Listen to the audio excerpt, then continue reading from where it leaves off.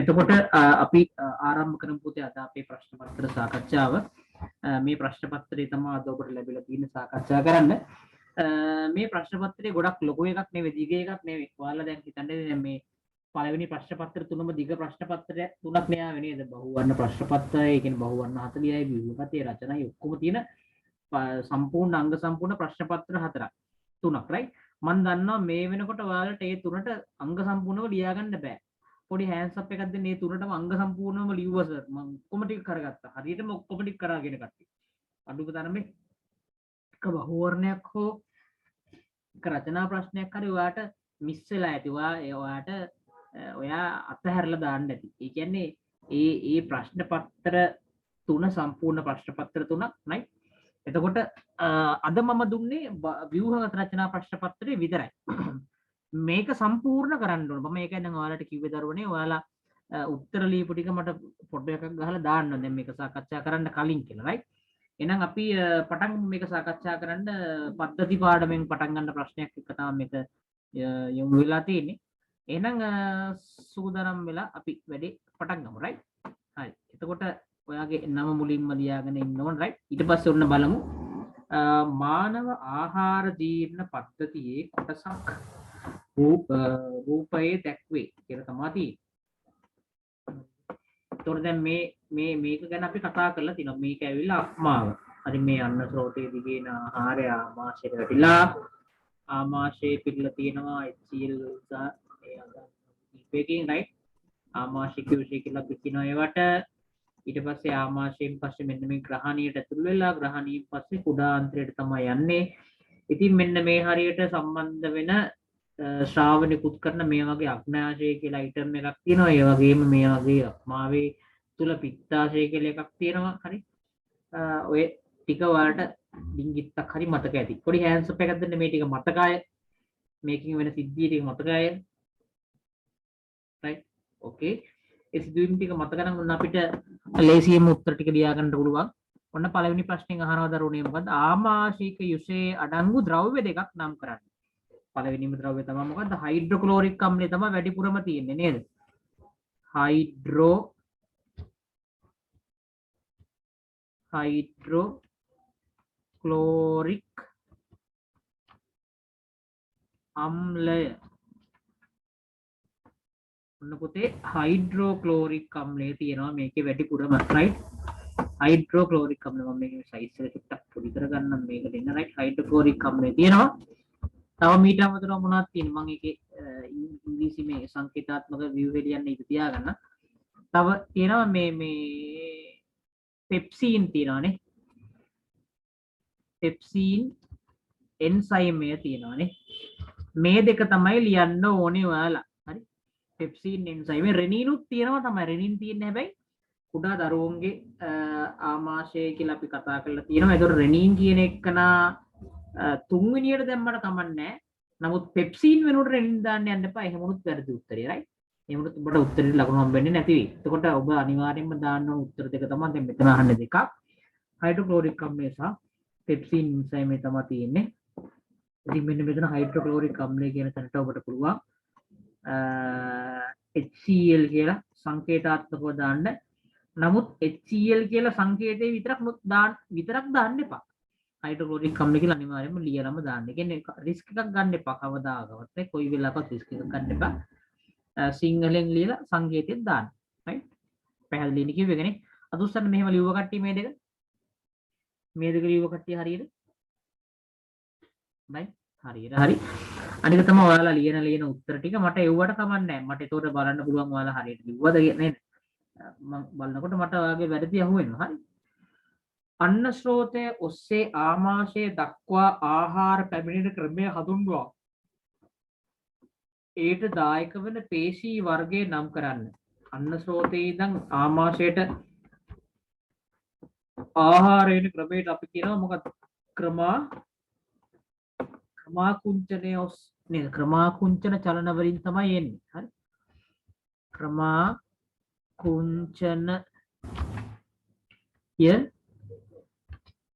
මගින් ක්‍රමාකුංචනය වෙවි තමයි මේ ආහාරය මේක දිගේ එන්නේ.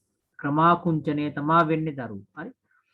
එතකොට ඒකට දායක වන පේශී ඒක අපි හිතලා ක්‍රමාකුංජන අන්න දැන් ක්‍රමාකුංජන වේයන් දැන් රිහිල් වේයන් එහෙම කියන්නේ නැහැ නේද? ඒ කියන්නේ අපි හිතන්නේ නැතුව මේ වැඩේ වෙන්නේ. හිතන්නේ නැතුව වැඩ කරන පේශී වර්ගය තමයි දරුවෝ මොකද්ද? සිනිඳු පේශී කියලා ඔබට මතක තියෙන්න ඕනේ. සිනිඳු පේශී තමයි පේශී වර්ගය.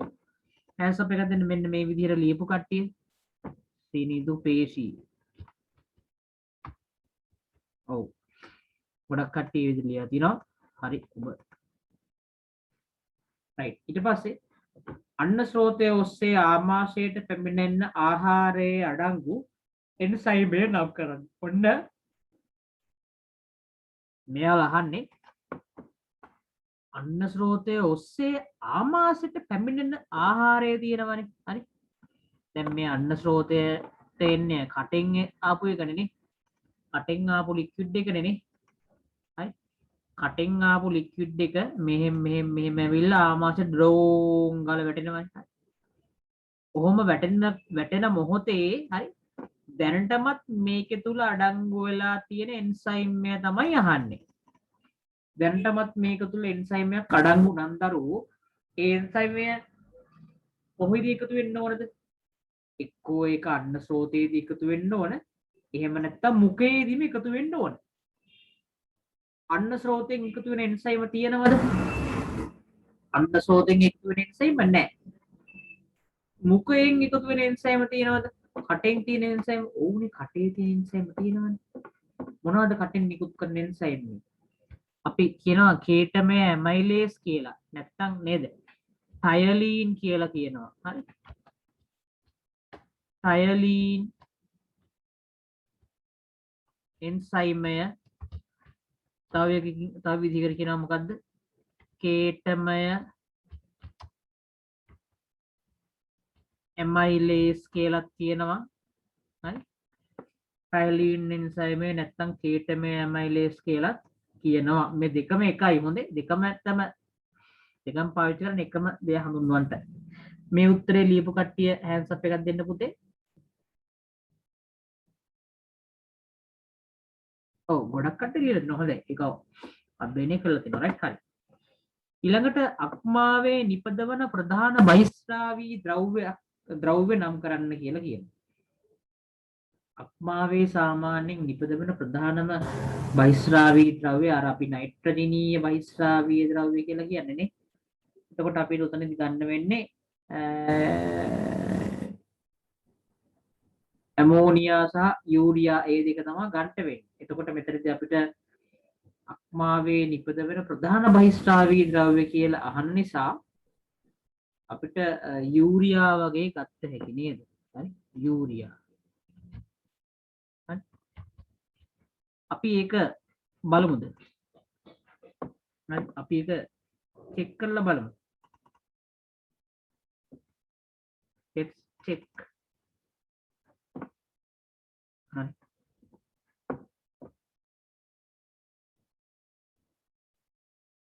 ඔක අපිට තියෙන්නේ පද්ධති පාඩමේ තමයි අහුවෙන්නේ. අපි නිවැරදිම උත්තරේ චෙක් කරලා බලන්න තමයි මේ සූදානම්. හරි.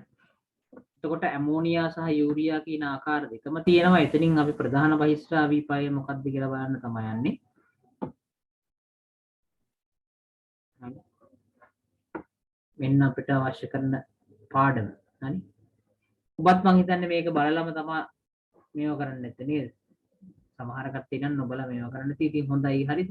කොහොම හරි උත්තර ලියන්න ඕන.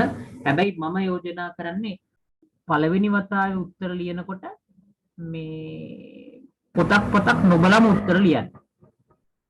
ඊට පස්සේ ඔබ නේද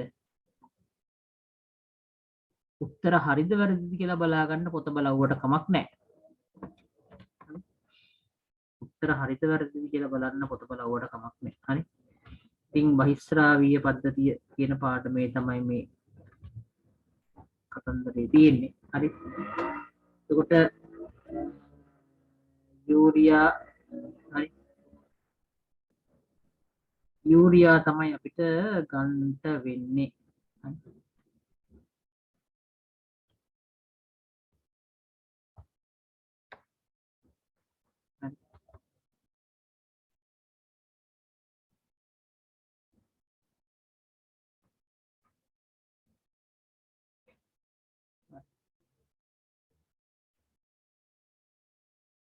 මෙතනින් ගන්න වෙන්නේ යූරියා තමයි.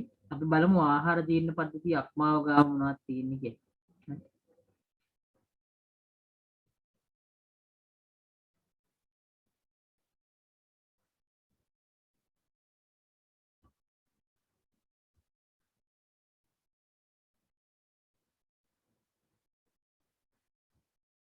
ඔව් ඔබට මෙතනදිත් මෙතනදී එහෙම විශේෂ දෙයක් හම්බ වෙන්නේ නැහැ.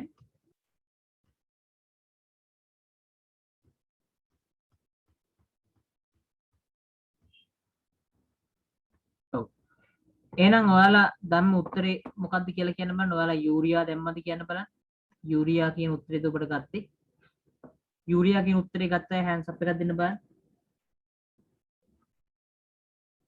යූරියා කියන උත්තරේ ගත්තා හෑන්ඩ්ස් අප් එකක් දෙන්න හරියට. right? ඊට පස්සේ අග්න්‍යාශය මගින් නිපද වෙන ඔන්න මෝල්ටේස් එන්සයිමය මගින් ග්‍රහණයේදී සිදුවන ක්‍රියාව විස්තර කරන්න. එතන මෙයාලා කියන්නේ අග්න්‍යාශය මගින් නිපදවන මෝල්ටේස් එන්සයිමය ගැන. right? එතකොට මේ උතන මෙන්න මෙහෙම ක්‍රේස් එකක් තියෙනවා. මෝල්ටේස් හදන්නේ අග්න්‍යාශයෙන්මද කියලා ප්‍රශ්නයකුත් තියෙනවා. දැන් ඔය එන්සයිම හදන තැන් ගැන මතකද ඔබට? ඔය එන්සයිම හදන තැන් ගැන මතකද? ඔන්න එන්සයිම හදන තැන් මතක් කරගන්න බලන්න. හරි? එන්සයිම හදන තැන් මතක් කරගන්න මම ඔබට ක්‍රමයක් පවා කියා දීලා තියෙනවා. හරිද? ඔය එන්සයිම හරි විවිධාකාර එන්සයිම හදන තැන් මතක තියාගන්න මම ඔබට ක්‍රමයක් කියලා දීලා තියෙනවා. ආමාශික යුෂය ගැන අපි ඉස්සෙල්ලා කතා කරානේ. ඒකේ මොනවද තියෙන්නේ? සියලුයි හරිද? පෙප්සීනුයි ඊළඟ එක රෙනිනුයි. හරිද? ඊට පස්සේ අග්න්‍යාශික යුෂය තියෙනවනේ. අග්න්‍යාශික යුෂයෙන් හදන්නේ 3යි. මම ඒක මතක තියාගන්න කියලා තින්නේ ක්‍රමය මොකද්ද? LAT ලැප් කියලා. L වලින් මොකද්ද පුතේ කියන්නේ? ලයිපේස්. හරි. A වලින් මොකද්ද කියන්නේ පුතේ? ඇමයිලේස්. හරි. ඇමයිලේස්. T වලින් මොකද්ද කියන්නේ පුතේ? ට්‍රිප්සින්. දැන් ඉතින් ඔය අග්න්‍යාශික යුෂේ මේ තියෙනවද මෝල්ටේස් කියලා එක? නෑ. එහෙනම් මෙන්න මෙතන මේ ප්‍රශ්නේ තියෙනවා පොඩි වැරද්දක්. හරි. මේ ප්‍රශ්නේ මෙතන තියෙනවා වැරද්දක්. මොකෙන් හදනද? අග්න්‍යාශය මගින් නිපදවන කියලා තියෙන එකේ වැරද්දක් තියෙනවා. එතකොට මෝල්ටේස් හදන්නේ කොහෙද ඒ කියන්නේ? මට කියන්න බලන්න එහෙනම් මෝල්ටේස් හදන්නේ කොහෙද? ඔබට මේක හරියට කියෙව්වා නම් ඔය වැරද්ද අහුවෙලා ඔයා කල්පනා කරන්න ඕන. ඉතින් දෙයිනේ අග්න්‍යාශයෙන් නෙවෙයිනේ මෝල්ටේස් හදන්නේ කියලා ඔයාට හිතෙන්න ඕනේ. අත උස්සන්න එහෙම හිතුණු අය. අත උස්සන්න මේක කරනකොට එහෙම හිතිච්ච අය. එහෙම හිතිලා අඩුවතර මේ මගෙන් අහන්නවත් එපා. සර් මේක නෙවෙයි නේද කියලාවත් අහන්න එපාය. හරි? හරි. ඊට පස්සේ අපි යන්කෝ ඊළඟට මොන යුෂයක් තියෙන්නේ? ආන්ත්‍රික යුෂයනේ නේද? ආන්ත්‍රික බිත්තියෙන් ශ්‍රාවය කරන යුෂයට කියනවා ආන්ත්‍රික යුෂය කියලා. ආන්ත්‍රික යුෂය මතක තියාගන්නත් මම ඔබට ක්‍රමයක් කියලා දීලා තියෙනවා. ඒකේ මොකද්ද කියන්නේ? SLMP කියලා තමයි මම ඒක කියලා දුන්නේ නේද? SLMP ශ්‍රී ලංකා මිලිටරි පොලිස්. SLMP කියලා මම ඔබට කියලා දීලා තියෙනවා. S කියලා කියන්නේ සුක්‍රේස්. L කියලා කියන්නේ ලැක්ටේස්. M කියලා කියන්නේ මෝල්ටේස්. හොඳද? P කියලා කියන්නේ පෙප්ටිඩේස්. හරි? ඔය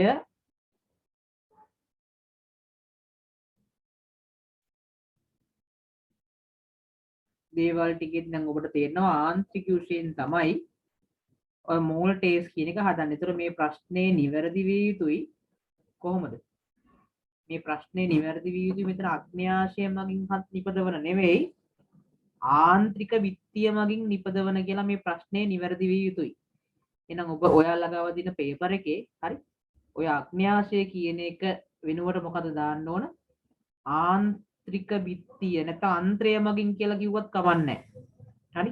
ආන්ත්‍රික බිත්තිය නැත්නම් අන්ත්‍රය මගින් කියලා කිව්වත් කාර්යයක් නැහැ. හරි. අපිට ඒක සඳහන් කරගන්න පුළුවන් මේ විදිහට. හරි. දැන් ප්‍රශ්නෙට යන්න. මෝල්ටේස් එන්සයිමෙන් ග්‍රහණයේදී සිදුවන ජීර්ණ ක්‍රියාව විස්තර කරන්න කියලා තමයි කියන්නේ. හරි. මෝල්ටේස් එන්සයිමෙන් ග්‍රහණයේදී සිදුවන ක්‍රියාව විස්තර කරන්න කියලා තමයි කියන්නේ. එතකොට ග්‍රහණයේදී ඇත්තටම ග්‍රහණයේදීත් නෙවෙයි ඕක වෙන්නේ. හරි. ඕක ග්‍රහණයේදී සිද්ධ වෙන්නේ නැහැ එතනදී. හරි.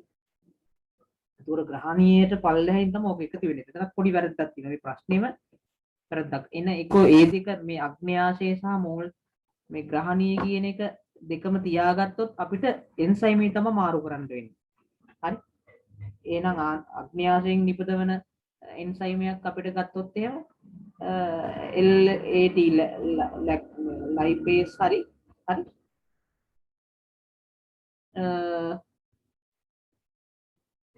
ඔව් ලයිපේස් තමයි ගන්න වෙන්නේ. මොකද නේ හරි අපි එච්චර පඬිත වෙලා ඕනේ. අපි තියෙන විදිහට මෝල් ටෙස්ට් තියාගෙන මෝල් ටෙස්ට් වලට උත්තරේ හොයමුකෝ. හරි. එහෙනම් මෝල් ටෙස්ට් වලින් කරන ජීර්ණ ක්‍රියාවලිය මොකද්ද?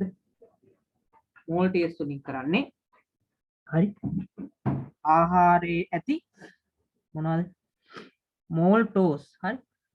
පිෂ්ඨයේ ජීර්ණයේ අතරමැදි ඵලය වෙන මෝල්ටෝස්. හරි. අපි මෙහෙම ලියමු.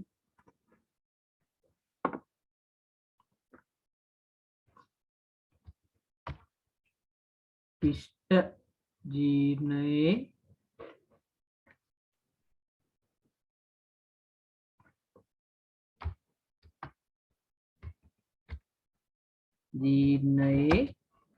අතරමැදි ඵලයක් වන හරි අතරමැදි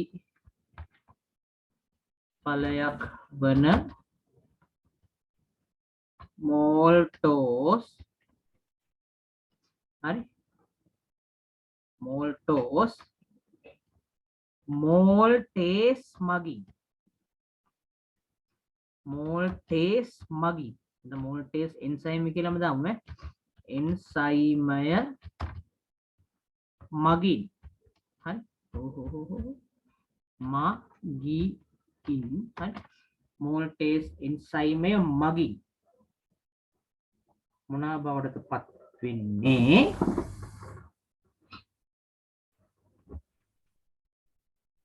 ග්ලූකෝස්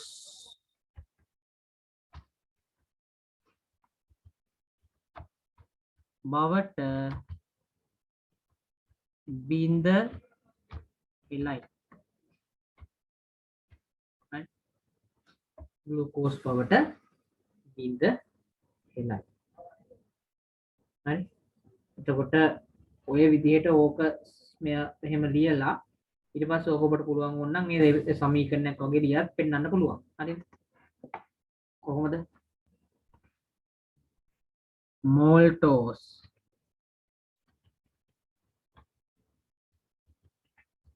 හරි මෝල්ටෝස් මොකද වෙන්නේ අල්සයන්නක් ඉන්න ඕනේ මෝල්ටෝස් මොකද වෙන්නේ ග්ලූකෝස් බවට පත් වෙනවා මෝල්ටෝස් කියන්නේ ඩයිසැකරයිඩයක් නේ ග්ලූකෝස් බවට ඇත්තටම ග්ලූකෝස් අණු දෙකක් හැදෙනවා හරි ග්ලූකෝස් බවට පත් වෙනවා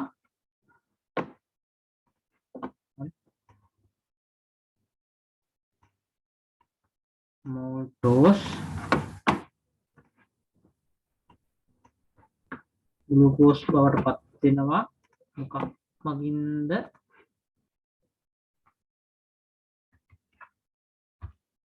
මෝල්ටේස් කියන එන්සයිම් එක මගින්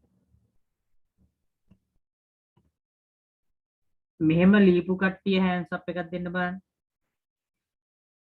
සමහර කට්ටිය අග්න්‍යාශය ආරම්භන හිතන්නේ නැතුව කිලින්ම මෝල්ටේස් දැක්කම හරි කියලා මේ උත්තරේ ලියන්න ඇති ඒත් කමක් නැහැ ඉතින් හරි මෝල්ටේස් වලින් මේ වැඩේ වෙනවා කියලා නේද ලියපු කට්ටිය ඇති කමක් නැහැ යාලට කොහොමද ලකුණු හම්බ වෙනවා රයිට් ඔබ ඔයාගේ ලකුණුත් දාගන්න ඕවා ගන්න ඔය ලකුණු ටිකත් කොහොමද දාගන්නේ ඔබගේ ඒතර පහසුයි හරි ඊළඟට අපි යන් ඊළඟ ප්‍රශ්නෙට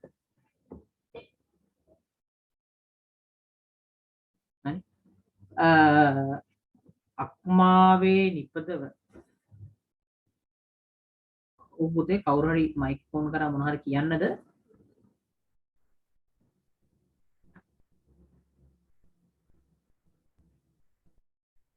පුතේ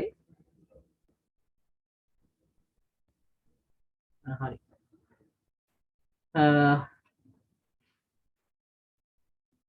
අන්න ස්රෝතයේ සිට ආමස් අපි හරිනේ. හරි.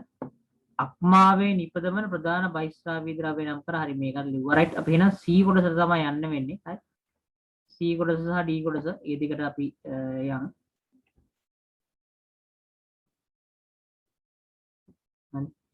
C සහ D කොටස මම නැවත සැරයක් මෙන්න මෙහෙම ගත්තා.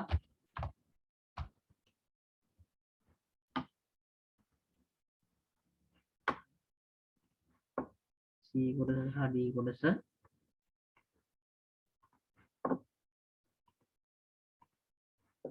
right. හිස්තැන් පිරිවිල්ලක් තියෙන්නේ පුරෝගණ යම් බලන්න. ශාක සෛලයක බාහිරතම සීමාව සෛල විත්තිය නම් වේ. එය හිස්තනක් නැමැති ජෛව අණු වර්ගයෙන් සෑදී ඇත. මොනවාද? සෙලියුලෝස් වලින් නේ. අපි දන්නවනේ සෛල විත්තිය හැදලා තියෙන්නේ මොනවා වගේද? සෙලියුලෝස් නේ. එහෙනම් මෙතන මොකක්ද දෙන්න ඕන?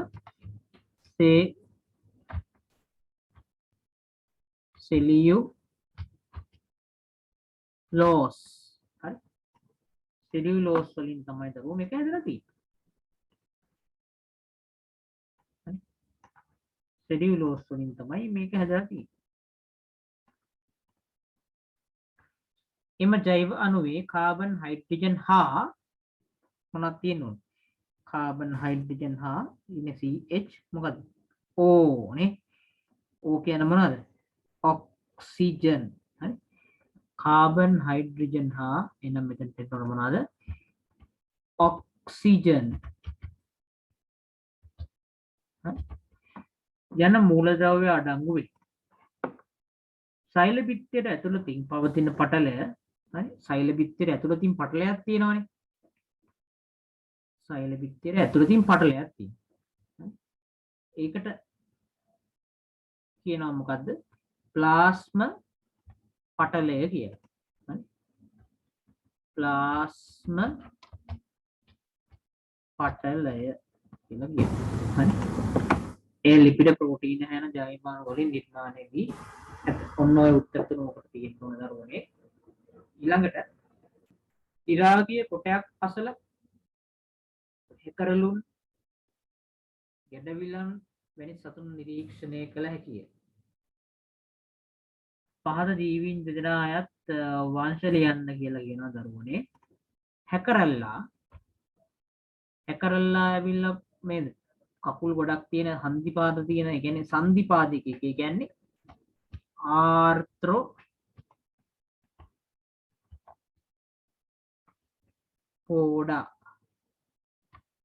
හරි. ආර්ත්‍රෝපෝඩා වංශයේ තමයි එයා.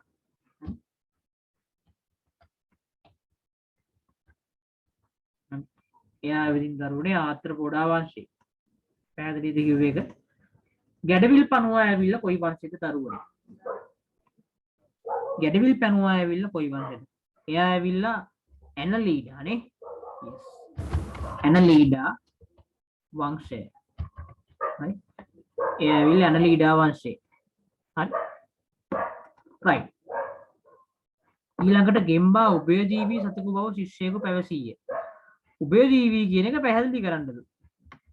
දීනේ උභයජීවියා කියන එක නා පැහැදිලි. උභයජීවියා කියලා කියන්නේ පුතේ මේ ජලයේ සහ ගොඩබිම පරිසර දෙකෙහිම ජීවත් විය හැකි පූර්වජ අවස්ථා සඳහා ජලය අත්‍යවශ්‍ය වන. අපි මෙහෙම දාමු නේද? පූර්වජ අවස්ථා කියලා කියන්නේ මේ පූර්වජ අවස්ථා කියලා කියන්නේ මේ බිත්තර අවදි කීට අවදිරයි පූර්වජ අවස්ථා සඳහා ජලය අත්‍යවශ්‍ය. ජලය ඕනිමයි. ජලය අත්‍යවශ්‍ය. හරි. ගොඩබිම ජීවත් විය හැකි. ගොඩබිම ඉන්නත් පුළුවන්. හරි. ගොඩබිම ජීවත් විය හැකි. නෙමෙයි හැකි ඈ. හැකි ජීවීන්ට තමයි දරුවනේ කියන්නේ උභය ජීවියෝ කියලා. පැහැදිලිද? කොටය දි รา පත් වීම සඳහා දායක වන ශුද්ධ ජීවී කාණ්ඩයක් කියන්න. දිරන්න දායක වෙන්නේ වියෝජකයෝනි. වියෝජකයන්ට උදාහරණ තමයි බැක්ටීරියා ඉන්නවා. හරි. තව දිලීර ඉන්නවා. බැක්ටීරියා වර්ග ඉන්නවා. දිලීර අපි ඉතින් බැක්ටීරියා විතරක් දාමු. දි รา පත් කරන්න දායක වෙනවනේ නේ.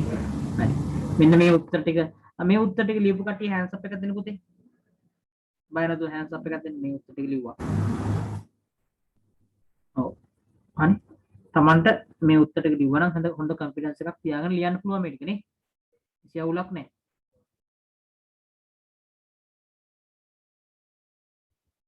හරි. හරි පුතේ. ඊළඟට අපි යන් අපේ ඊළඟ ප්‍රශ්නේ මම හිතන්නේ මෙතෙන්ද අපි මේක ඉවරයි. අපි දෙවෙනි එකට තමයි යන්නේ. දෙවෙනි බයෝ ප්‍රශ්නෙට. හරි. ඒකත් බයෝ ප්‍රශ්නයක්. අපි එකත් කරලා මෙමු. හරි. එකත් කරලා මිදිමුකෝනේ. ශූන්‍යෂ්ටික ජීවී සෛල හතරක රූප සටහන් පහත දැක්වේ කියලා කියනවා. රූප ටිකක් තියෙනවා මෙහෙම නේද? රූප ටික මෙහෙම තියෙද්දි මම මේ රූප ටික මට ගන්න ඕන නිසා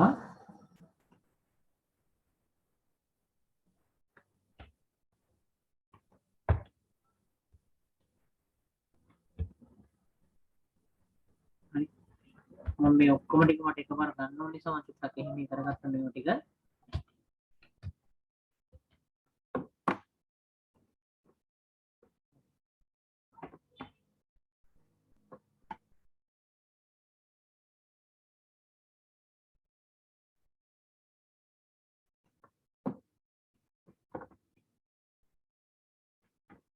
හරි බලමු අපි A B C D ශාක සෛල හා සත්ත්ව සෛල වලට අදාළ අක්ෂර වෙන වෙනම පහත වගුවේ දක්වන්න. ශාක සෛල මෙතන ශාක සෛලයකට සෛල බිත්තියක් තියෙනවා. ඒකෙන් තමයි නිරීක්ෂණය කරන්න පුළුවන් හොඳම එක. සෛල බිත්තියක් තියෙනවා. මේ ඒකේ සෛල බිත්තියක් තියෙනව නේද? මේ පේනවනේ සෛල බිත්තියක් තියෙනවා. එන ඒ ඇවිල්ලා ශාක සෛලයක් වෙන්න ඇති. බීත් ඇවිල්ලා මේක නම් කොහොමත් පේනවා මෙතන සෛල බිත්තියක් තියෙනවා. මේක මූල ගෑස් සෛලයක් පුතේ. එන ඒකත් ඇවිල්ලා මොකද්ද? ශාක සෛලයක් තමයි. C ඇවිල්ලා මොන සෛලයක්ද? අපි දන්නවා මෙයා ස්නායු සෛලයක්. අපි ස්නායු ගැන කතා කරලා දෙනවා. එහෙනම් C ඇවිල්ලා සත්ත්ව සෛලයක් දරුවනේ. D ඇවිදින් මෙයාත් ඇවිල්ලා නේද? මේ හරස් වෙලේක තියෙන ශාකනේ වෙච්ච සෛලයක් නේ. එහෙනම් ඔය මේ පේශී පටක වලට අයිති නේද? ඉහත වර්ග කිරීමට අදාළ එක් ලක්ෂණයක් රූප සටහන ඇසුරින් හඳුනා ගැනීම ගැන නම් කරන්න. මේ එහෙම වර්ග කරන්න හේතු වෙච්ච එක ලක්ෂණය මගේ දෙයෙන් කටින් කියවුණත් එක්කනේ. මොකද්ද කියවුණ ලක්ෂණේ? හරි. සෛල බිත්තියක්. සෛලය වටා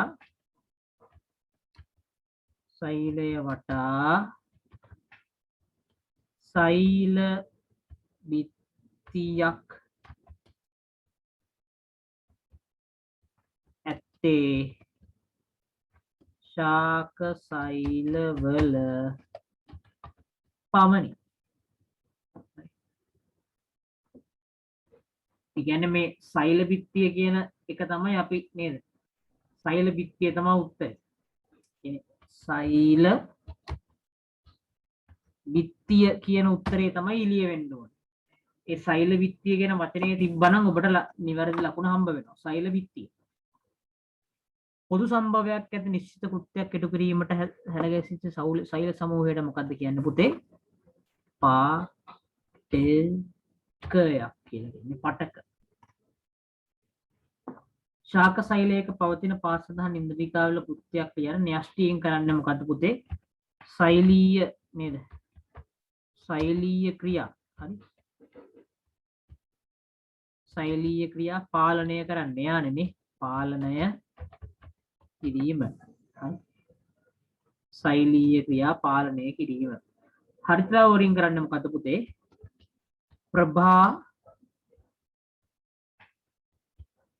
translation here. හරි. ප්‍රභා translation එක කරන එක තමයි හර්ට්ලා වලින් කරන්නේ. පැහැදිලිද දරුවනේ? hands up එකක් දෙන්න මේ ටික ලියපු කට්ටිය. මේ විදිහට ලියපු කට්ටිය. ඒක තමයි. කීප දෙනයි එහෙම ඉන්නේ. එතකොට හැමෝම ඒ ටික ලියා ගන්න පුළුවන් මට්ටමට යන්න ඕනේ. හරි. සමහර කට්ටිය මෙතන ඇති පේපර් එකට උත්තර ලියපු නැති කට්ටියම. ඒ කියන්නේ මේ ගණන් ගන්නෑ නිකන් පේපරේ අරගෙන සාකච්ඡා කරනකොට ලියා ගන්නවා.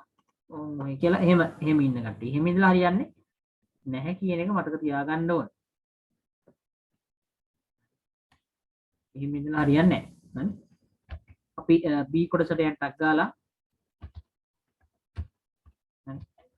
මේකේ වීඩියෝ එක ඔබට බලලා මේ තුට් ටික හදාගන්න. තුට් ටික කියලා කියන්නේ මේ උත්තර ලියන ටික එක පාට මේ ලියා ගන්න අමාරු වුණා නම් හරි මේ වීඩියෝ එක මම දානවා ඒකට බලාගෙන කරන්න රයිට් ඊට පස්සේ සත්‍ය න්‍යෂ්ටික ශෛලයක ජීවන චක්‍රය පහළ දැක්වේ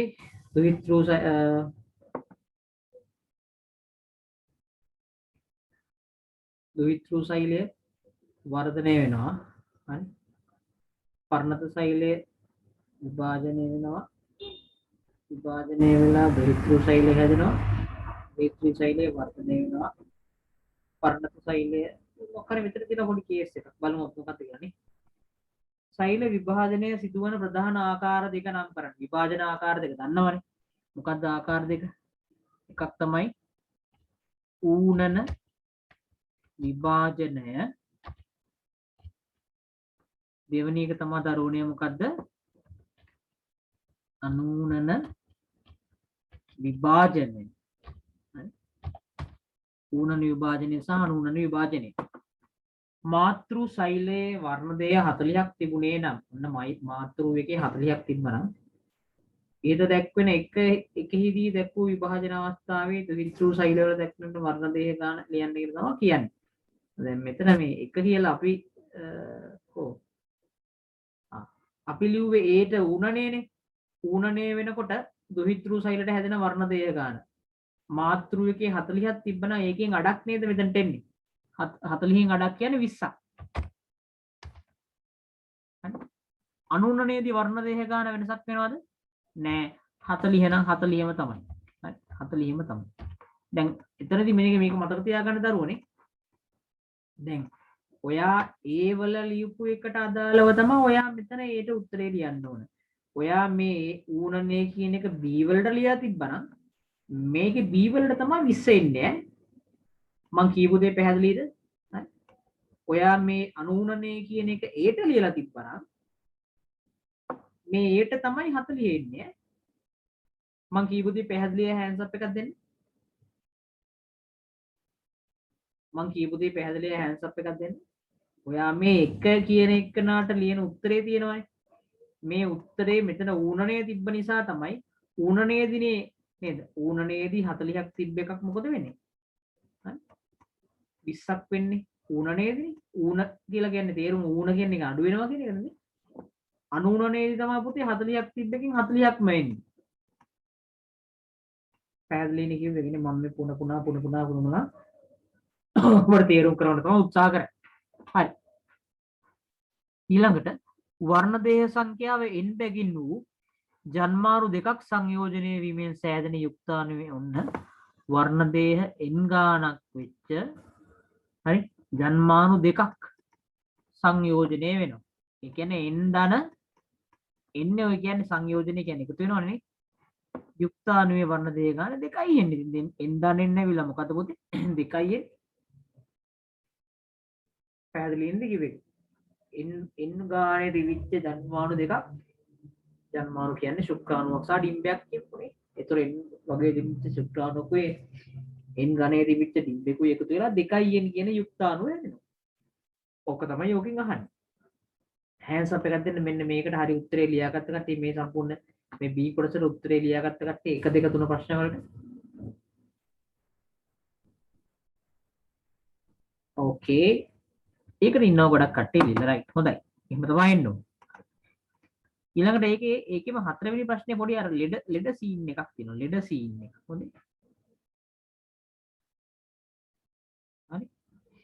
ලෙඩ සීන් එක බලමු මේ ලෙඩ සීන් එක හිමෝෆීලියා කේස් එක නේද? හරි.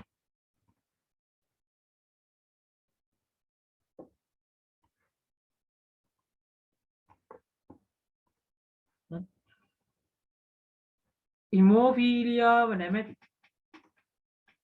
රෝගී තත්ත්වයේ X ලිංග වර්ණ දේහය මත පීඩන නිලීන ජානයක් නිසා ඇතිවේ. රෝගයට හේතුව ජාන සංයෝජනයට අනුව ජනිත නිරෝගී රෝගී හෝ වාහක බවට පත්වේ. පහත දැක්වෙන වර්ණ දේහ සංයෝජනයට අනුව ඒ ඇවිල්ලා වාහක කාන්තාවක් වේ. ඒ දිහා බලද්දි දෙන්නම XX නේ. X නම් අනිවාර්යයෙන්ම කාන්තාවනේ, ඩබල් X නම් කාන්තාව වෙන්න ඕන. හරිද? එතකොට BCD මගින් නිරූපණය කරන්නේ කවරහුද කියලා අහන්න. හරි? මෙයා ඇවිල්ලා හරිද? වාහක කාන්තාවක් උනේ මෙයානේ. වාහක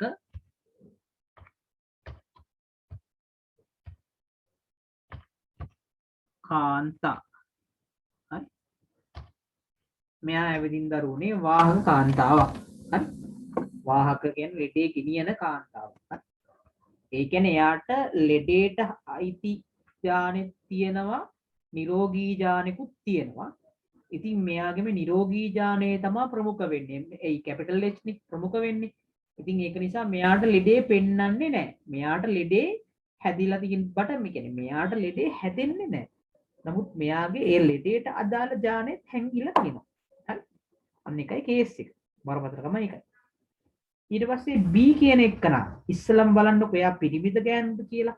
පුරුෂද මේ කාන්තාද කියලා. එතකොට ඒකෙන් තමයි අපිට ඒක තීරණය කරන්න පුළුවන්. එහෙනම් මෙයා B ඇවිල්ලා XY කියලා කියන්නේ පිරිමිනේ. හරි? XY කියලා කියන්නේ පිරිමි. හරි? ಜಾති දෙකකින් ඉන්නේ එහෙමනේ. පිරිමි. හරි? XY ඉන්නවා කියන්නේ පිරිමි. මෙතනත් XY නේ. එයත් එහෙනම් පිරිමිනේ. මොන පිරිමි ගෑනු මුලින්ම නම් කරගමුකෝ. මෙයත් පිරිමි. මෙයා XX නම් කාන්තානේ. දෙකම XX නිසා තමයි කාන්තා කියලා කියන්නේ. හරි. දැන් රෝගීද නිරෝගීද ඒවා ටික කල්පනා කරමු. දැන් මෙතන සිම්පල් H විතරයි තියෙන්නේ. දෙයෝ සාක්කි. සිම්පල් H කියලා කියන්නේ හිමෝෆීලියාවට හේතු වන ඥානයනේ. ඉතින් හිමෝෆීලියාවට හේතු වන ඥානය විතරයි උගේ තියෙන්නේ නම් ඇඟේ. ඒ කියන්නේ උඩ දැන්නවත් ලෙඩේ තියෙනවා. ලෙඩේ පේනවත් එක්කනේ. ලෙඩේ පෙන්නුම් කරනවත් එක්ක. එනක ඉතින් කතා දෙකක් නැහැ. මෙයාවිලා රෝගී පිරිමියෙක්. මෙයාගේ ඇවිල්ලා කැපිටල් H ඥානය තමයි තියෙන්නේ. කැපිටල් H කියලා කියන්නේ ප්‍රමුඛ ඥානය නේ. ඒ කියන්නේ ලෙඩේ නැහැ කියන එක. ලෙඩේ නැති. කියන්නේ නිරෝගී ඥානය. නිරෝගී ඥානය නම් මෙයා ඇවිල්ලා නිරෝගී පිරිමියෙක්. හරි. මෙයා ඇවිදින් නිරෝගී පිරිමියෙක්. ඒක ගැන කතා කරන්න දෙයක් නැහැ. නිරෝගී පිරිමියෙක්. මෙයා ඇවිදින් දෙන්නම කැපිටල් H. දෙන්නම කැපිටල් H නම් ලෙඩේ නැහැ. එන කිලින් මෙයා ඇවිල්ලා කවුද? නිරෝගී කාන්තාව. පැහැදිලිද පුතේ මෙන්න මෙයාලගේ මේව ලියු විදිය? පැහැදිලිද මේක ලියපු විදිය? right. ගැටලුවක් නෑ එහෙනම්. පැහැදිලි අය hands up එකක් දෙන්න මේක.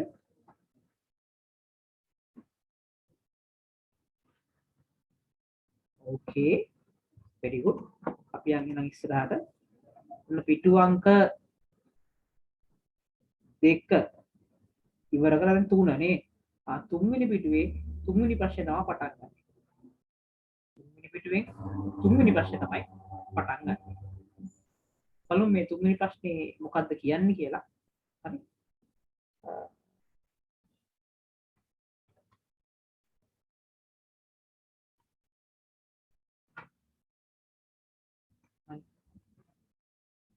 පහත දැක්වෙන්නේ දැන් ඔන්න මේක කෙමිස්ට්‍රි ප්‍රශ්නේ. හරි. රසායන විද්‍යාව ප්‍රශ්නේ තියෙන්නේ.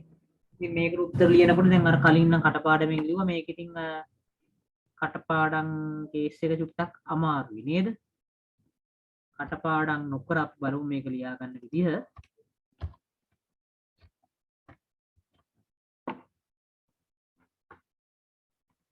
මොකද මම මෙතන දාගන්න ටක් ගහලා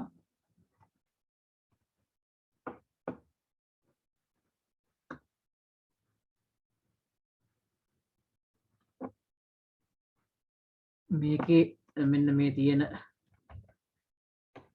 අනවශ්‍ය කෙනෙක් මකාගෙන ඉන්නන් දරුවනේ. හරි.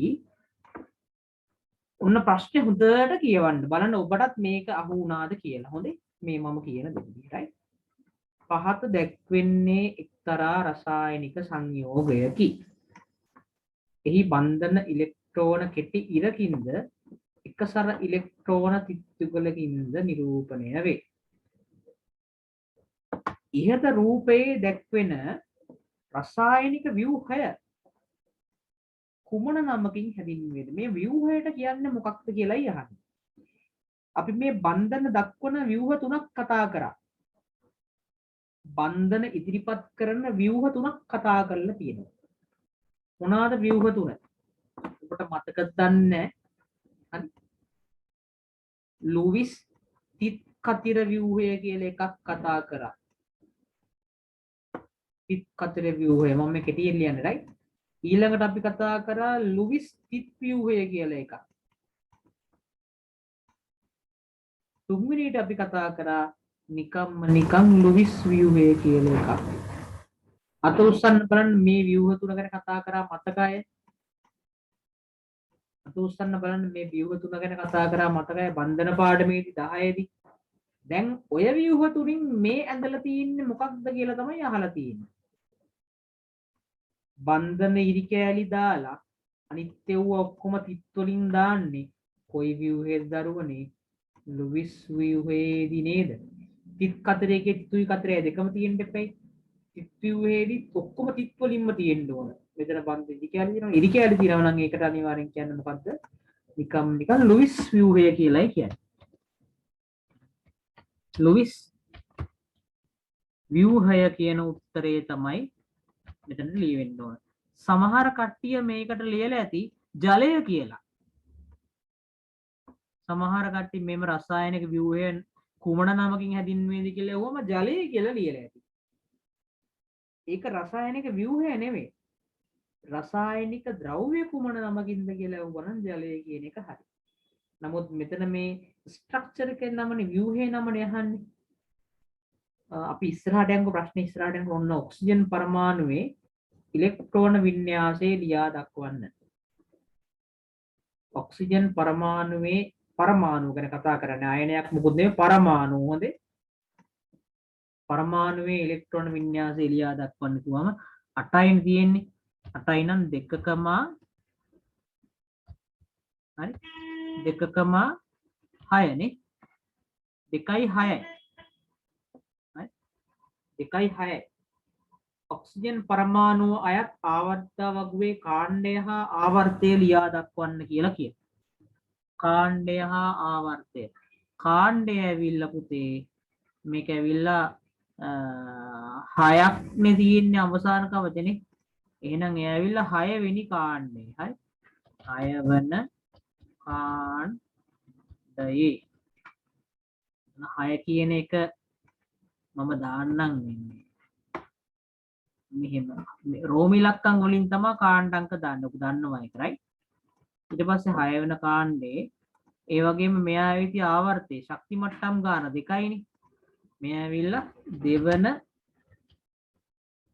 ආවර්තය.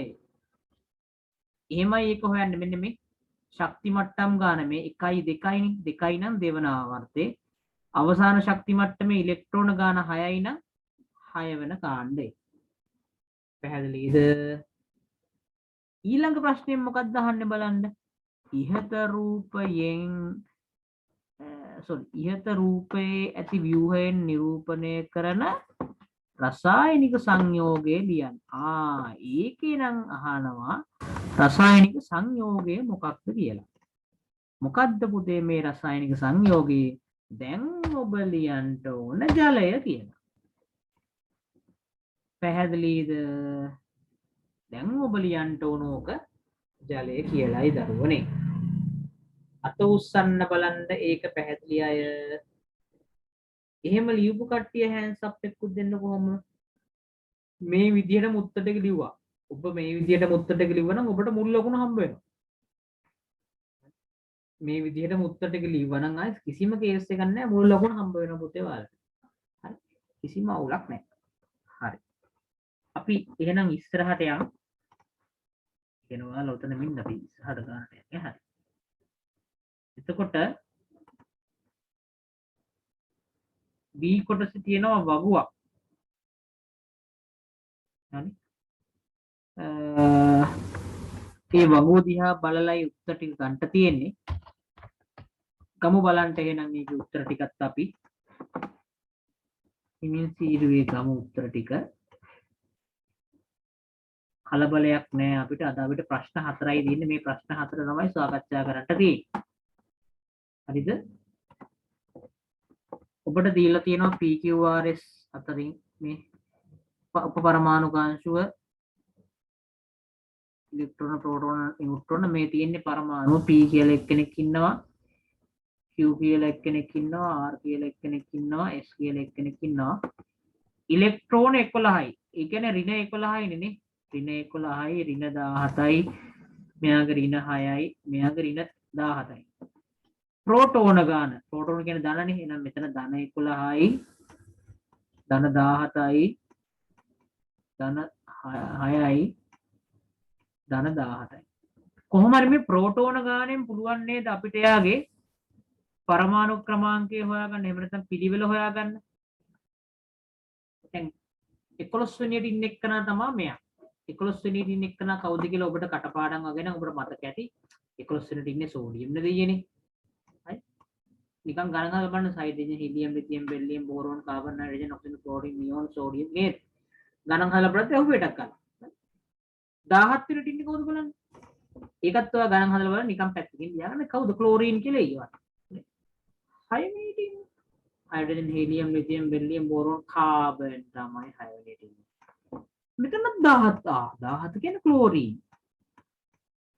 එකම මූලද්‍රව්‍ය දෙකක් ඉන්නවා මෙතන නේද එකම දෙකක් හැබැයි ඔයාට පේනවද මේ දෙන්නගේ වෙනස මොකක්ද නියුට්‍රෝන ගණන් වෙනස් වෙලා නේද මේ නියුට්‍රෝන මෙයාගේ 18යි මෙයාගේ 20යි පුතේ එකම මූලද්‍රව්‍ය පරමාණුවේ හරි නියුට්‍රෝන ගාන විතරක් වෙනස් වෙන පරමාණු වලට අපි කියනවා මොනවා කියලාද සමස්ථානික කියලා කියන එකම જાතියේ නමුත් වෙනස් ස්කන්ධ ක්‍රමාංක තියෙන අයට කියනවා මොනවා කියලාද සමස්ථානික දැන් ඔන්න මතක් වෙන්නේ නැති කියලා හිතනවා සමස්ථානික කියන જાතිය ගැන හරි රයිට් තාම මම ප්‍රශ්න වලට ගියේ නෑ හොඳේ දැන් යන් ප්‍රශ්න වලට PQRS අතරින් සමස්ථානික ජෝඩුව නම් කරන්න කියලා කියනවා එහෙනම් මොකක්ද උත්තරේ එන්න ඕන දරුවනේ Q සහ මොකද්ද S P සහ Q අතරින් හැදෙන සූත්‍රය ලියන්න කියලා කිව්වා P සහ Q නිකමට මේ P කියන්නේ සෝඩියම් නේ අය ඒවන් නිකම් මේක දාන්නේ හරි ඒක තමයි වාගේ ගෙස් කෙලිල්ල right P සහ Q කියන්නේ සෝඩියම් නෙමෙයි සෝරි ක්ලෝරින් නේ ඉතින් මේ දෙන්න එක තුල NaCl නේ හදන්නේ දෙයියනේ දෙන්නගේ මේක එකනේ සංයෝජිතාවය NaCl ඉතින් P හා Q එක තුල හැදෙන සංයෝගයේ සූත්‍රය නම් මොකද්ද PQ ඔය NaCl කියලා ලියුවොත් එහෙම වැරදි ඈ මේ NaCl කියලා අපි මේ පැත්තකින් ලියාගෙන හදාගත්තා එහෙම නැත්නම් පිළිවෙලට ගත්තාම P කියලා මෙහෙම දාලා Q කියලා මෙහෙම දාලා මෙයාගේ සංයුක්තාවය එකයි මෙයාගේ සංයුක්තාවෙත් එකයි දෙන්නව එකලම ලියනවා මෙයාගේ එක මෙහෙට දානවා මෙයාගේ එක මෙහෙට දානවා එහෙනම් උත්තරේ PQ කියලා එනවා පැහැදිලිද P හා Q පරමාණු එක්ක සෑදෙන සංයෝගය අණුක ස්කන්ධය කිව්වම ඉතින් මේ දෙක එකතු කරන්න අර සාපේක්ෂ අණුක ස්කන්ධය වගේ තමයි හරි එහෙනම් අණුක ස්කන්ධය ඉතින් මේ P වල 23යි නේ සෝඩියම් නේ හරි 23 ධන හරි 25.5 මේක නිකන් මහා නේද සිල්ලමක් නේ 58.5යි අනුක ස්කන්ධයට පුතේ ඒකක මේ සාපේක්ෂ කතාව නෑනේ එහෙනම් අනුක ස්කන්ධෙට තියෙන ඒකකේ තමයි GMOL දින 1 ඔය ඒකකේ දාන්න සාපේක්ෂ කියලා තිබ්බනම් ඒකකේ ඕනේ නෑ ඒක නැති නිසා ඒකකේ අනිවාර්යයෙන්ම ඕන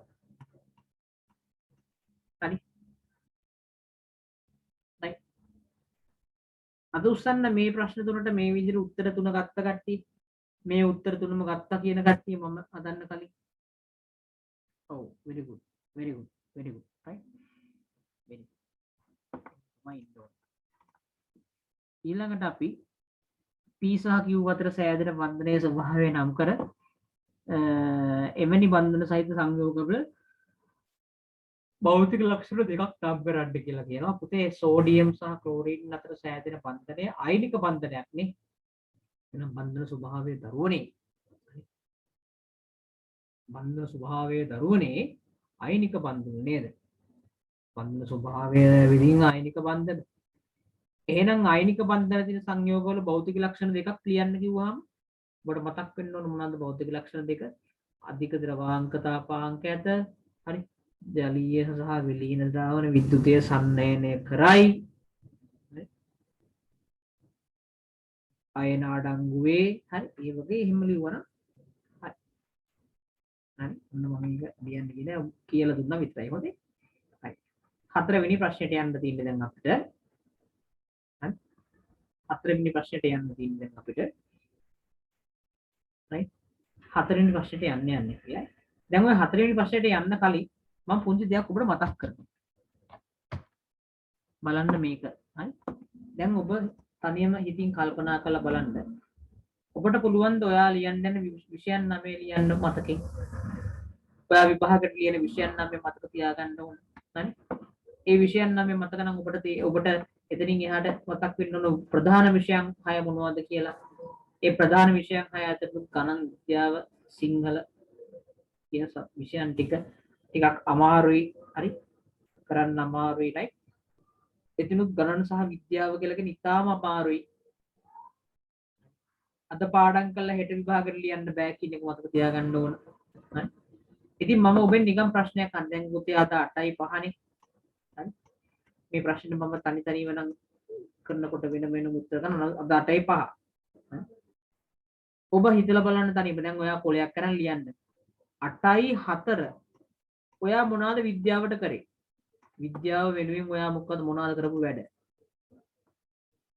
හරි 8:03 ඔබ විද්‍යාව වෙනුවෙන් මොනවද කරපු වැඩ කල්පනා කරන්න ඔයා කල්පනා කරලා ලියන්න 8:02 දෙවෙනිදා ඔයා විද්‍යාවට මොනවද කරේ ලියන්න 8:01 දවස් 4ක් 5ක් යනකොට නේද ඔබට අහු වෙන්න ඕන සාමාන්‍යයෙන් ඔබට දැන් මේ වෙනකොට මොනවා හරි මතක තියෙනවා නම් ඔබ මේ වෙනකොට හොඳට උත්තර ලියන්න පුළුවන් හැකියාවක් තියෙනවා නම් මතක තියාගන්න අනිවාර්යෙන් ඔයා අදත් විද්‍යාව වැඩ කරලා තියෙනවා මොකක්ම හෝ වැඩක් කරලා තියෙනවා ඊයේත් විද්‍යාව මොකක්ම හෝ වැඩක් කරලා තියෙනවා පෙරේදත් විද්‍යාව මොකක්ම හෝ වැඩක් කරලා තියෙනවා ඒ කියන්නේ හැමදාම විද්‍යාව මොනවා හෝ වැඩක් කරන කට්ටියට තමයි පුතේ විද්‍යාව හොඳට මතක හිටින්නේ ආයෙ කතා කරන්න දෙයක් නැහැ ඔයාට අද පේපර් එක මේ කතා කරනකොට සමහර ප්‍රශ්න වැරදි නම් සමහර ප්‍රශ්න වලට උත්තර ලියා ගන්න බැරි වුණා නම්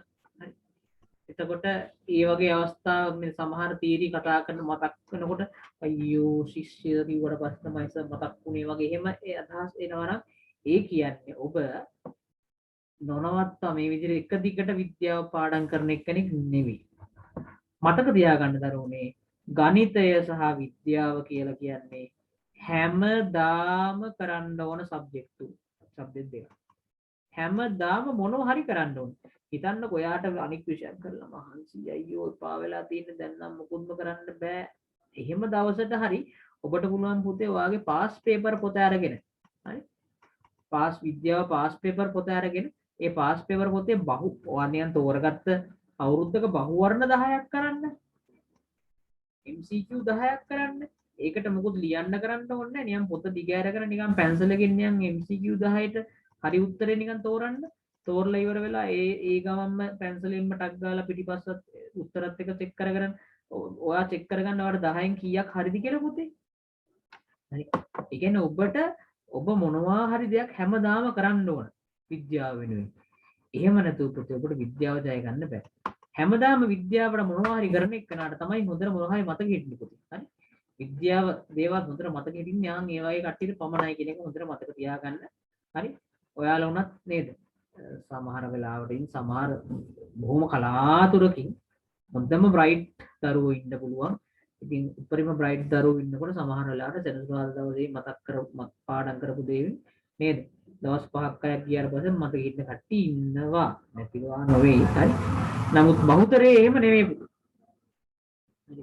දැන් මේ වෙනකොට ඔබ මෙන්න මේ කාඩෙත් මතක තියාගන්න ඔබට මේ වෙනකොට එක්කෝ අවුරුදු 15ක් හෝ එක්කෝ අවුරුදු 16ක් වෙනවා ඔබට. හරිද? ඉතින් ඔබේ ජීවිත කාලය අවුරුදු 80ක් කියමුකෝ. මම මේක නිතරම කියනවා ඔයාලට. හරි. මට මේක ළඟකදී කියන්න වෙන නිසා මම ආයෙසරක් කියන්නේ. ඔයා මේ අවුරුදු 15 16 17 අවුරුදු 20 වෙනකල් තියෙන කාලය තියෙනවනේ. හරි. 17 18 19 20 වෙනකල් තියෙන කාලය පුතේ. මෙන්න මේ කාලේ තමයි ඔබට ඔබගේ අනාගතය ගැන නේද? අනාගතේ කපා ගන්න පුළුවන් පාර හදා ගන්න පුළුවන් මෙන්න මේ කාලෙදි පමණයි පුතේ. හරි. ඔයා ශිෂ්‍යත්වයේ ලියන්නේ නැති. සමහරට ඔබ ශිෂ්‍යත්වයේ පාස් ඇති. ඔයා O level වලට ඉන්ටර්විව් එකකට ඔයා ඉන්ටර්විව් එකට ගියාම ඔයාගෙන් කවදාවත් ආනේ ඔයාට O level ෆේල් වුණාට කමක් නැහැ ශිෂ්‍යත්වයේ පාස් නම් පාස් නේ ඒක නිසා මම ඔයාලට ජොබ් එක දෙන්නම් කියලා කවදාවත් දෙන්නේ නැහැ. ඒ කියන්නේ ශිෂ්‍යත්වයේ කෙනෙක් ගැන හිතන්න එපා. ශිෂ්‍යත්වයේ කෙනෙක් ගැන දැන් වැඩක්ම නැහැ. හරි. දැන් ඔබ මහන්සි වෙන්න ඕන මෙන්න මේ අවුරුද්දේ ඔබගේ මේ කඩීමට O level කඩීමට. O level කඩීමේ ඔයාගේ රිසල්ට් ෂීට් එක ලස්සන කරන්න ඔබ අනිවාර්යයෙන් මේ 9ක් ගන්න ඕන. මම හැමදාම කියනවා. ඒ 9 තමයි පුතේ ලස්සන. හරි. ඒ 9 තමයි ලස්සන. කාටවත් බැරි නෑ හැමෝටම පුළුවන්. හරි. ඔයාලා මේ 9 කියන හීනේ දකින්න ඕන. ඉතින් මේ හීනේ ඔයාගේ බිත්තියේ ඔයාගේ ඇඳ ගාව ඔයාගේ මේසෙ ගාව කොහේ හරි දැනක ඩිස්ප්ලේ කරලා තියන්න. ඔයාට මේ හීනේ නිතර මතක් වෙන්න ඕන. හරි. ඔයාට නිින්ද යන්න හදන වාරයක් පස්සේ නෑ මම නිදි මරාගෙන මම අද වැඩේ ඉවර කරලා තමයි නිදිය ගන්නෙ. ආන් ඒ අරමුණ ඒ ධෛර්යය ගන්න වට මේක ඔයාට ඇහැට පේන තැනක තියෙන්න ඕන. මේ 9 කියන එක. හරි. මේ 9 කියන හීනෙන් පස්සේ තමයි දරුවනේ ඔයාට හොඳ A level හරි උසස් පෙළ පන්තියට සාමාන්‍යයෙන් උපරිම නේද? හොඳින් උපරිම හොඳ මානසිකත්වයෙන් A level පන්තියට යන්න පුළුවන් ඔයාගේ මෙන්න මේ රිසල්ට් එකක් තිබුණා. ඉතින් මෙන්න මේ උපරිමයට මෙන්න මේ පන්තියට ගියාට පස්සේ මේ පන්තියෙන් ඔයාට ඊට පස්සේ අවුරුදු 20න් පස්සේ ඔබ යුනිවර්සිටි පුතේ. හරි අවුරුදු 20න් පස්සේ ඔයා කැම්පස්. ඔබට කැම්පස් යන්න පුළුවන් අවුරුදු 20න් පස්සේ. අවුරුදු 20න් පස්සේ ඔබ කැම්පස් එකට සුසු කරන ලැබුවට පස්සේ කැම්පස් එකෙන් පස්සේ ජීවිතය ගැන ආයෙත් නේද?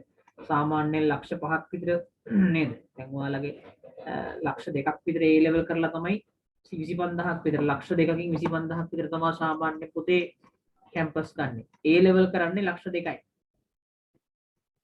හරි 25000ක් පමණ තමයි සාමාන්‍ය කැම්පස් වලට සුසුකම් ලබන්නේ. ඒ A level පැත්තනේ පුතේ. O level කරනවා ලක්ෂ 5ක් 6ක් විතර. සමහර ටිකකට වැඩි වෙන්න පුළුවන් මම හරි ඒ සංඛ්‍යාලයක දන්නේ නැහැ රයිට්. ඉතින් ඒක ඔයාලා හිතේ ඉතින් සර් ඒ O level කරන කට්ටියකින් ඉතුරු කට්ටිය A level කරන්නේ නැද්ද? නෑ A level කරන්න ගොඩක් කට්ටියට බැරි වෙනවා පුතේ. හරි. මොකද A level කරනකොට සාමාන්‍යයෙන් අර නේද? සාමාන්‍ය 5න් 3ක් තියෙන්න ඕනේ. 5න් 3ක් කියලා කියන්නේ සමත් 5ක් සමත් වෙන අතරේ 3කට සම්මාන තියෙන්න ඕනේ. සම්මාන කියන්නේ C වලින් උඩ 3ක් තියෙන්න ඕනේ. ඔය රිසල්ට් එක නැති ගොඩක් කට්ටිය ඉන්නවා පුතේ. අපි නොදන්න ගොඩක් කට්ටිය ඉන්නවා. එයාලා ගොඩක්ම O level වලින් හැලිලා යනවා. A level කරන්නේ නැතුව යනවා. ඉතින් A level කරන කට්ටියකින් 25000ක් විතර කැම්පස් වල කොහොමද මේ 25000 පුතේ ලංකාවේ හරි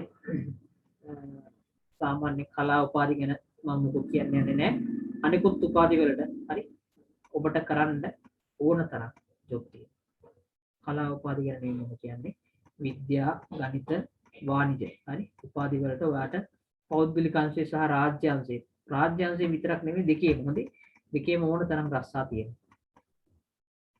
ඉතින් මෙන්න මේ අවුරුදු 5 ගැන කිසිම ප්‍රශ්නයක් නැහැ. ඔයාට එතකොට මතක තියාගන්න ඔයා අවුරුදු 20 වෙනකල් ඔබට chance එක තියෙනවා ඔයාලගේ කැරියර් එක හදාගන්න. ඔයා මේ අවුරුදු 20 වෙනකල් කරන වැඩේ හැටියට තමයි ඔබගේ අනාගතේ. ඔයා අවුරුදු නේද?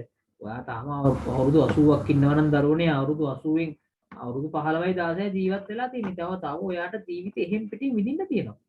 එහෙම් පිටින් ඔබ තාම අවුරුදු වයසෙන් භාගයක්වත් ඇවිල්ලා නැහැ. අපි හිතමු සක්‍රීය වයස අවුරුදු 60 කියලා. අවුරුදු 60 සක්‍රීය වයස නම් අවුරුදු 60න් භාගය කියලා කියන්නේ අවුරුදු 30 වෙන්න එපා. ඉතින් අවුරුදු 30 වෙන්නත් ඔයාලට තව කොච්චර කල් තියෙනවද? ඉතින් ඔබට ඒ ඉදිරි කාලය හොඳට සාර්ථකව ගත කරන්න නම් අනිවාර්යයෙන්ම හීනයක් තියාගන්න. O level A9න් පටන් ගන්න. මේක තමයි ඔයාගේ ආරම්භය. ඔයා ශිෂ්‍යත්වයේ ෆේල් නම් ඒක ප්‍රශ්නයක් නෑ. ශිෂ්‍යත්වයේ පාස් නම් ඒත් කමන්නේ නෑ. හරි?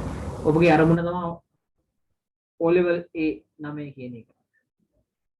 O level A9 කියන එක අරමුණු කරගෙන ඔබ ඉස්සරහට ඔයාගේ ගමන ප්ලෑන් කරන්න පුතේ. සැලසුම් කරන්න. සැලසුම් නැතුව ගමනක් යන්න බෑ. කවදාවත් බෑ. රයිට්?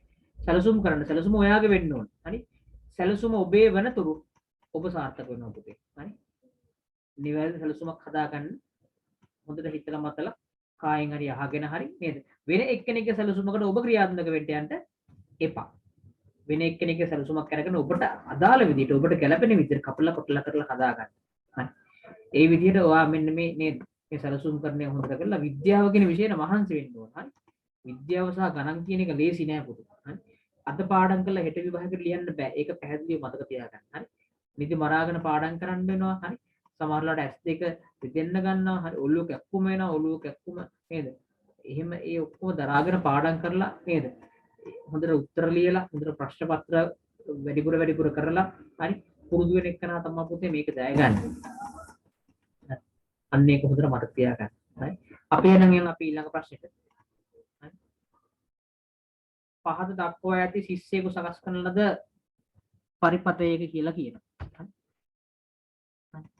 දැන් මෙන්න මේ ධාරා විද්‍යුතයේ පාඩම. මේ ධාරා විද්‍යුතයේ පාඩම අපි 10 වසර අන්තිමට කරපු පාඩම. හරි? මම හිතනවා මේක ඔබට මතක ඇති කියලා. හරි? ශිෂ්‍යයෙකු විසින් සකස් කරන ලද පරිපතයක් තියෙනවලු මෙහි වූ සෑම ප්‍රතිරෝධකයකම අගය ඕම් 4 ගානෙලු. මෙයත් ඇවිදින් ඕම් 4යි. මෙයත් ඇවිදින් ඕම් 4යි. මෙයත් ඇවිදින් පුතේ ඕම් 4යි. හරි? හැම කෝෂයකම බලය විද්‍යුත් ගාමක බලය 1.5 ගානෙලු. මේ හැම බැටරියක්ම 1.5 ගානෙලු තියෙන්නේ. හරි? 1.5 1යි 2යි 3යි 4ක් තියෙනවානේ. 1.5ව 4ක් තියෙනවා. මට කියන්නේ 1.5ව 4ක් කීයද කියලා පුතේ? 1.5 එක 4ක් කීයද? 6යි වෝල්ට් නේ. එහෙනම් මෙතන සමග වෝල්ටේජතාවය 6යි. හරි. පද්ධතියේ පරිපතයේ සමග ප්‍රතිරෝධය හොයන්න කියලා කියනවා. පුතේ සමග ප්‍රතිරෝධය හොයන්න කොහොමද? මේ දෙන්න සමාන්තරගතයිනේ දරුවනේ. හරි. සමාන්තරගත නම් මේ දෙන්නගේ සමග හොයාගන්න ඕන මුලින්මනේ. සමාන්තරගත එක්කෙනෙක්ගේ සමග හොයන්න කොහොමද? මෙන්න මේ දෙන්න වෙනුවට ගන්න තනි එක්කනා හොයන්න නම් නේද? එහෙනම් මම මේක බෙදාගෙන තමයි වැඩේ කරන්නේ. හරි. එකයට R එක සමාන්තරගත නිසා එකයට R සූත්‍රය තමයි දානවා. මෙන්න සූත්‍රය දාලා ආදේශ කරලා හදන්න වෙනවා. නැත්තම් බෑ මේ වැඩේ කරන්න. හරි. එකයට 4 ධන එකයට 4යි ඕම්. හරි. මේක සුළු කරාම 4 පොදු හරයට එනවා. 4න් 2යි. හරි. හරි. උතනින් ඊට පස්සේ අපිට R උක්ත කරගත්තාම R සමානයි 4 බෙදීම 2යි. එහෙනම් කීයද පුතේ 4 2කින් බෙද්දාම උත්තරේ ඕම් 2යි. පැහැදිලිද? එහෙනම් මේ කෑල්ලේ මේ දෙක වෙනුවටම දාන්න පුළුවන් ඕම් කීයක ප්‍රතිරෝධයක්ද? 2ක් දාත හැකි. ඒ 2යි මේ 4යි දෙක එක පෙළට නේද තියෙන්නේ. ඒ 2යි මේ 4යි. එහෙනම් එතන සමාන්තරගත සම්බන්ධයක් තියෙන්නේ. එහෙනම් සමග ප්‍රතිරෝධය හරි මුළු ප්‍රතිරෝධයම මුළු පරිපතයම ගත්තාම සමග R සමානයි. අර උඩ තියෙන 4ට මොකද කරන්න ඕන දරුවනේ? අර මෙතන පල්ලෙහාන් තිබ්බ දෙක මොකද කරන්න ඕන? එකතු කරන්න ඕන. 4ට දෙකක් එකතු කරාම කීයද? ඕම් 6. මම මේ කියලා දුන්න දේ පැහැදිලිද? අත උස්සන්න බලන්න මේක පැහැදිලි කට්ටිය. අත උස්සන්න බලන්න මේක පැහැදිලි කට්ටිය. right good. පරිපතයට සම්බන්ධ ඇමීටරේ දැන් ඇමීටරයෙන් මේ පෙන්වන්නේ පුතේ පරිපතය හරහා යන සම්පූර්ණ ධාරාව නේද? ඉතින් මේ පරිපතේ මම හකුලවල ඇන්දොත් මෙන්න මේ පරිපතේ සමක ප්‍රතිරෝධය අපිට ආව කීයක්ද පුතේ? ඕම් 6ක් ආවා. ඒ වගේම මේ පරිපතේට සම්බන්ධ කරලා තියෙන බැටරි වල ටෝටල් වෝල්ටේජ් එක කීයක් ආවද අපි ඉස්සෙල්ලා ගණන් හැදුවා. වෝල්ට් 6ක් ආවා. ඉතින් මේක හරහා යන ටෝටල් කරන්ට් එක හොයන්න නම් සරලම දේ තමයි අපිට මේකෙදි V සමානයි IR තමයි දාන්න තියෙන්නේ පුතේ. V සමානයි IR මගින්. එහෙනම් V ඇවිල්ලා 6යි වෝල්ට්. අපි I දන්නේ නැහැ පුතේ. Iව තමයි අහන්නේ යාලා. I නේ මේ ඇමීටරේ පාඨාංකය I නේ. R ඇවිදින් කීයද පුතේ? ඕම් 6යි. හරිද? දැන් එහෙනම් මෙතනින් අපි I උක්ත කරනවා. හරි? I සමානයි 6 බෙදීම 6යි. ඉතින් දරුවනේ හරිම පහසුයි. 6ට 6 එව්වා 1යි. එන ඇම්පියර් 1යි කියලා අපිට උත්තරයක් එනවා. පැහැදිලිද දරුවනේ? අත උස්සන්න මේ උත්තරේ ගත්ත කට්ටිය. මම හදන්න කලින් උත්තරේ ගත්ත කට්ටිය. අත උස්සන්න මම හදන්න කලින් උත්තරේ ගත්ත කට්ටිය. රයිට්. හරි. මට පොඩි මතකයක් තියෙනවා මේ ගානම මම එකපාරක් හදුවත් වගේ මොකක් හරි එක්කද? කමන්නේ ඒක නැවත නැවත හදනකොට නේ තව පාරක් හන්නේ. දැන් මේක එහෙම හදලත් හදාගන්න බැරි වෙච්ච කට්ටිය සමහරට ඉන්නේ. හරි. මෙම් පරිපතේ R2 ප්‍රතිරෝධය හරහා විභවාන්තරය ගණනය කරන්න. R2 හරහා වෝල්ටේජ් එක R2 මෙන්න R2යි. දැන් ඒක ගැන පොඩ්ඩක් මම මෙහෙම කියලා දෙන්නම්. දැන් මම මෙන්න මේ ටික මකලා ඉන්නම්. හරි. සම්පූර්ණ මේ සර්කිට් එක හරහාම යන කරන්ට් එක කීයද පුතේ අපිට ආවේ? ඇම්පියර් 1යිනේ. හරි. ඇම්පියර් 1ක කරන්ට් එකක් තමයි දරුවනේ මේකද කියන්නේ. හරි. ඇම්පියර් 1යි. හොඳේ. දැන් ඕන් ඔය ඇම්පියර් 1 තියෙනවානේ. ඔය 1 ඇම්පියර් මේක දිගේ මෙහෙම ගිහිල්ලා මෙතන සමාන ප්‍රතිරෝධක දෙකක් නේ තියෙන්නේ. 4 4 දෙකක් නේ තියෙන්නේ. එහෙනම් මේ ඇම්පියර් 1 මොකද වෙන්නේ? ගානට දෙකට බෙදෙනවා. උඩහින් යනවා භාගයක් යටිනුත් යනවා භාගයක්. ඒ කියන්නේ උඩින් යන්නේ කීයක්ද පුතේ? 1 2කින් බෙද්දාම 0.5 ඇම්පියර් නේ. උඩින් ඇම්පියර් 0.5යි යටින් ඇම්පියර් 0.5යි ගාන යනවා. ඔය 0.5 දෙක තමයි ආපහු ගිහලා මෙතනට ඇවිල්ලා එකතු වෙලා මොකක් වෙන්නේද? ආයසරය එකක් වෙන්නේ ඇම්පියර්.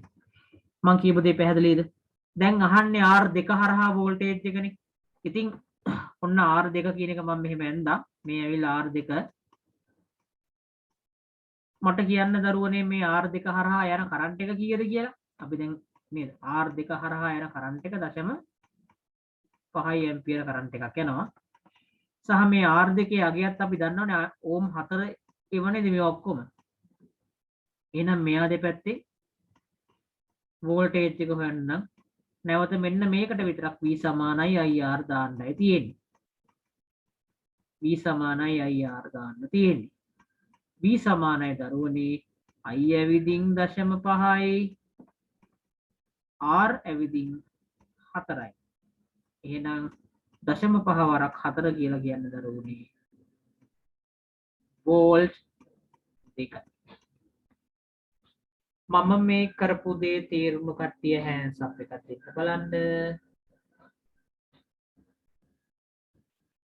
මම මේ කරපු දේ හොඳට අහගෙන හිටපු කට්ටියට හොඳට මේක තේරෙන්න ඕනේ.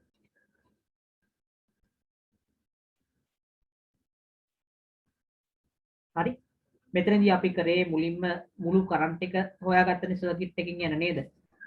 සර්කිට් එකේම යන මුළු කරන්ට් එක හොයාගත්තා. හරි. ඒක හොයුවේ අපි ඉස්සලා පිළිවෙරනේ අපිට ආවනේ ඇම්පියර් 1ක් කියලා. ඔය ඇම්පියර් එක දැන් මොකද වෙන්නේ? මෙන්න මෙතන හන්දියට ඇවිල්ලා බෙදෙනවනේ. හරි. ඔය ඇම්පියර් එක මෙන්න මෙතන හන්දියට ඇවිල්ලා බෙදෙනවා. මෙහෙන් ඇම්පියර් එකම ඇවිල්ලා මේ පල්ලෙහා පාරට සහ උඩ පාරට බෙදෙනවා. බෙදෙනකොට දැන් උඩ පාරෙත් 4යි ඕම් එකක් තියෙන පල්ලෙහා පාරෙත් 4යි ඕම් එකක් නේ තියෙන්නේ. දෙන්නගෙම සමාන ඕම් දෙකක් සමාන ප්‍රතිරෝධ තියෙන නිසා කරන්ට් එකත් ගානට සමානව තමයි බෙදෙන්නේ. කරන්ට් එකත් ගානට සමානව තමයි බෙදෙන්නේ. උඩ එක්කනකින් යනවා කීයක්ද? 0.5. යට එක්කනකිනුත් යනවා කීයක්ද? 0.5. ඒ එකනේ දෙකෙන් බෙදෙන්න ඕන. එක දෙකෙන් බෙද්දාම කීයද? දශම 5යිනේ. නැත්නම් ඇම්පියර් භාගයයි ඇම්පියර් භාගයයි කියලා හිතන්න පුළුවන් වුණා. ඇම්පියර් භාගයයි කියලා හිතන්නත් පුළුවන් වුණා. ප්‍රශ්නයක් නැහැ. කොහොම කරත් එකයි. දැන් එතකොට මෙයාගේ වෝල්ටේජ් මෙයාගේ ඕම් ගාන කීයද? මෙයා ඕම් 4ක ප්‍රතිරෝධයක් හරහා 0.5ක් කරන්ට් එකක් යනකොට මෙයා හරහා තියෙන විභව අන්තරය හොයන්න මොකද කරන්නේ? මේකට විතරක් දානවා V සමානයි IR. V සමානයි I ඇවිල්ලා 0.5යි R ඇවිල්ලා 4යි. 0.5 ඒවා 4ක් කීයද? 0.5 ඒවා 4ක් 2යි. මං හිතන්නේ දැන් ඔබට ඒක තව පාරක් තේරුම් ගන්න පුළුවන් වෙන්න ඇති. අපි එනම්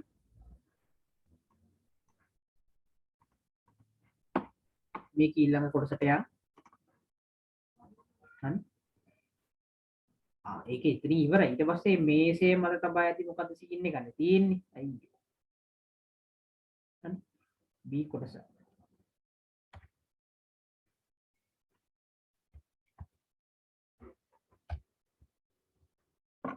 හරි.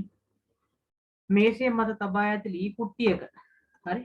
මත බලයක් යෙදීමේදී චලිතයට විරුද්ධව ඝර්ෂණ බලය එම් පෘෂ්ඨ දෙක අතරම ක්‍රියාත්මක වේ. හරි. ඝර්ෂණ බලයේ මොකක්ද ආකාර තුන කියලා තමයි මේ අහලා තියෙන්නේ. ඉතින් මේක ලේසි මට මතකයි මේක ළඟදී අපි කතා කරා මේ වගේ ප්‍රශ්නයක්. මේ ප්‍රශ්නෙමද මම දන්නේ නැහැ. හරි. බලයක් කිදුවත් වස්තු අතර චලිතයක් නැත්තම් අපි කියනවා මොකක්ද ඒකට? බලයක් කිදුවත් වස්තු අතර චලිතයක් නැත්තම් අපි කියනවා ඒකට මොකද්ද? ස්ථිතික නේද? කිසිම එල්ලිල්ලක්වත් නැහැ. ස්ථිතික ඝර්ෂණ බලය කියලා. බලයක් කිදුවහම චලිතයේ යාන්තමින් ආරම්භ වන අවස්ථාව. යාන්තමින් ආරම්භ වෙනවා නම් අපි කියනවා ඒකට මොකද්ද පුතේ? සීමාකාරී ඝර්ෂණ බලය කියයි. බලයක් කිදුවහම වස්තු අතර සාපේක්ෂ චලිතය සිදුවන අවස්ථාව. සාපේක්ෂ චලනය සිදුවෙන අවස්ථාව නම් අපි කියනවා චලනයක් වෙනවා නම් ඒක මොකද්ද? ගතික ඝර්ෂණය කියලා කියනවා. හරි. ගතික ඝර්ෂණ බලය කියලා කියනවා. ඕම් ඔය උත්තර තුන තමයි පුතේ මේකට එන්න ඕන. හරි. දැන් බලමු අපි ඊළඟ එක. C. මේකත් මට මතකයි කරාද මන්ද මේ පෙරදා පේපර් එකද ගොනු. හරි. දැන් මම සාමාන්‍යයෙන් සමහර පේපර් හදනකොට එකම ප්‍රශ්නේ වැඩිපුර වාර ගන්නත් දාලා තියෙන අවස්ථා තියෙනවා. ඒකට ප්‍රධානම හේතුව තමයි එකම ප්‍රශ්නේ එහෙම දැම්මොත් සමහර ළමයි ඉන්න බැරි ළමයි. එකම ප්‍රශ්නේ දදාම ළමයාට ඒ ප්‍රශ්නේ රටාව තමයි හුරු කරන්නේ. ඉතින් ඔයාලට මේකට හොඳට උත්තර ලියා ගන්න පුළුවන් වුණා කියලා කියන්නේ ඔබ නියමයි. හරි. anyway. රූපේ දක්වා ඇත්තේ ඔන්චිල්ලාවක් මත නිශ්චලව සිටිනවා. නිශ්චලයි මො හෙල්ලෙන්නේ නැල්ලු right? අවුරුද්ද නේද ජීවිතයක් ඇඳගෙන.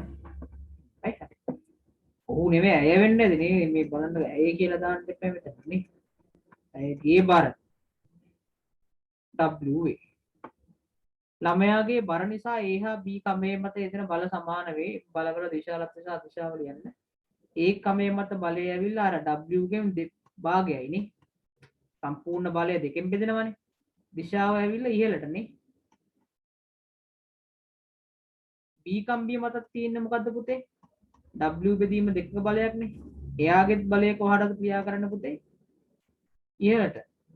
දැන් නිකන් හිතන්නකෝ මෙයාගේ බර ඇවිල්ලා හරි කිලෝග්‍රෑම් 61ක නිව්ටන් 600යි. නිව්ටන් 600යි නම් මේ එක්කනේ කීය වෙන්න ඕනද? මෙයා 300යි. මෙයා 300 වෙන්න පැනේ. 300 දෙක එකතු වෙලානේ පුතේ 600 හැදෙන්නේ. හරි. එන 600 හැදෙන්න 300 දෙකක් එකතු වෙන්න ඕන. ඒ වගේ හිතන්න right. හරි. කම්බ මගින් යෙදෙන බල දෙකේ සංප්‍රයුක්ත බලයේ විශාලත්වය හා දිශාව. දැන් මේ කම්බ දෙකකින් යෙදෙනවනේ බලයක්. මේ කම්බ දෙක මගින් මේ යෙදෙන බලයේ සංප්‍රයුක්තය හරි මැදින් මෙහෙම ඉහළට තමයි ක්‍රියාත්මක වෙන්නේ. හරි. ඒ සංප්‍රයුක්තය මෙන්න මේ 600ට මොකද වෙන්න ඕන? සමාන වෙන්න එපා නේ. එන සංප්‍රයුක්ත බලයේ විශාලත්වය ඇවිල්ලා කීයද නිව්ටන් 600යි. දිශාව කොහෙද පුතේ? ඉහළ දිශාව. දිශාව මොකද්ද? ඉහළ දිශාව කියලා තමයි එන්න ඕනේ. පැහැදිලිද මේක කරපු විදිය? හරි. දැන් ඔබට මම නැවත සැරයක් මතක් කරනවා අපි පළවෙනි සතියේ දෙවෙනි සතියේ සහ තුන්වෙනි සතියේ අංග සම්පූර්ණ ප්‍රශ්න පත්‍ර තුනක් සමා සාකච්ඡා කරේ. අංග සම්පූර්ණ ප්‍රශ්න පත්‍ර තුනක් සාකච්ඡා කරා. ඔයාලට බර වැඩි ප්‍රශ්න පත්‍ර තුනක්. ඊළඟට දැන් මේ හතරවෙනි සතියම මම පොඩ්ඩක් ලූස් කරලා මේ එක ව්‍යුහගත එකක් විතරක් දුන්නේ. මේ ව්‍යුහගත එකෙන් හරි මට දල වශයෙන් අත උස්සලා කියන දැන් ඔයාලා ලකුණු ටික එකතු කරන්න බලන්න ඔයාලා ලකුණු මේ එකට ලකුණු 25 ගානේ හම්බ වෙනවා. එකට ලකුණු 25 ගානේ 25 සරක් හතර ලකුණු 100ක් දෙන්න තමයි මම මේක හදවුවේ. ලකුණු 100ක් දෙන්න තමයි මේ පේපර් එක හදලා තියෙන්නේ. එතකොට ලකුණු 100න් 70ට වඩා තියෙන අය පොඩි හෑන්ඩ්ස් අප් එකක් දෙන්න බලන්න. ලකුණු දාගෙන ඉවර වෙලා.